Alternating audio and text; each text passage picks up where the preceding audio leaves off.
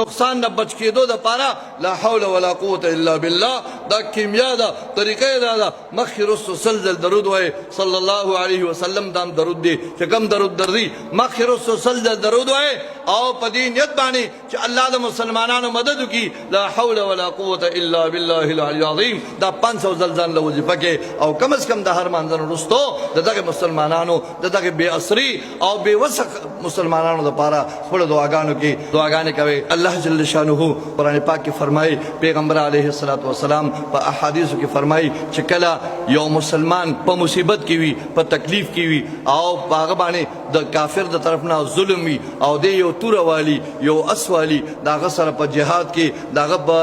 دا اعلاء کلمت اللہ دا پارا دا غد پارا مالی امدادو کی نو